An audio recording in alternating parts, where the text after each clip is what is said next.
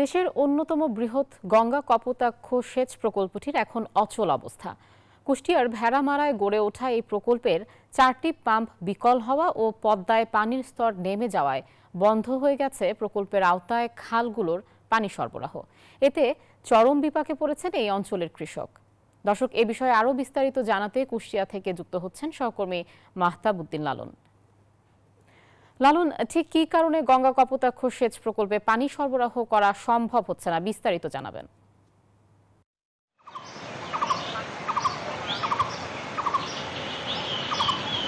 আয়েশা, আপনার প্রশ্নের উত্তর দিতে হলে দুটি কারণের কথা বলতে হবে। এর মধ্যে প্রধান কারণ হচ্ছে যে এই যে সেচ প্রকল্প, এই সেচ প্রকল্পে কিন্তু আসলে 4টি পাম্পের মাধ্যমেই কিন্তু পানি সেচ সরবরাহ করা হয়ে থাকে।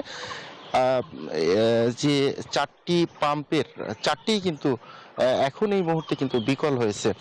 ফলে এই যে জিকে যে ক্যানেল অর্থাৎ যে খাল, সেই খালে কিন্তু আসলে পানি সরবরাহ করা বা স্বাভাবিক রাখা কিন্তু সম্ভব হচ্ছে না। এটি প্রধান কারণ। দ্বিতীয় কারণ হচ্ছে পদ্মায় পানির স্তর নিচে নেমে যাওয়া, অর্থাৎ 4 মিটারের নিচে পানির স্তর নেমে গেলে সেটি কিন্তু আসলে পাম্পের মাধ্যমে এই খালে পানি সরবরাহ করা কিন্তু আসলে অসুবিধা হয়ে পড়ে।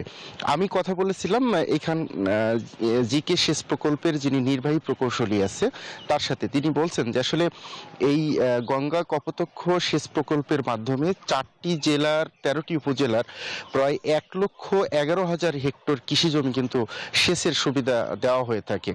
তো তিনি বলছেন যে আসলে তারা এই পাম্পটি মেরামতের জন্য চেষ্টা করছেন, যত দ্রুত সম্ভব তারা পাম্পটি মেরামতের চেষ্টা করছেন। যদিও আসলে বড় মৌসুম চলছে, এই বড় মৌসুমে কিন্তু আসলে এই পাম্প অচল থাকার কারণে এই জিকে সেচ প্রকল্পের খালগুলোতে কিন্তু আসলে পানি সরবরাহ করা সম্ভব হচ্ছে না। এতে 193 কিলোমিটার যে প্রধান খাল, সেই খালেও কিন্তু আসলে এখন আসলে পানি শূন্য হয়ে পড়েছে। আমি এখন যে জায়গাটিতে দাঁড়িয়ে আছি এটাও কিন্তু আসলে এই জিকে সেচ প্রকল্পের প্রধান খালের একদম মধ্যে।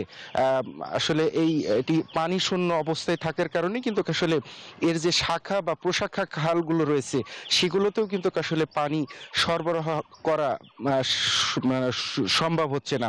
তবে সংশ্লিষ্টরা বলছেন যে তারা চেষ্টা করছেন পদ্মার পানির স্তর যদি 4 মিটারের উপরে থাকে সেই ক্ষেত্রে হয়তো বা খুব দ্রুত এই গঙ্গা কপোতাক্ষ যে সেচ প্রকল্প তার পানি সরবরাহ করা হয়তো সম্ভব হবে। তো আয়শা, এই ছিল আমার কাছে কুষ্টিয়ার সর্বশেষ।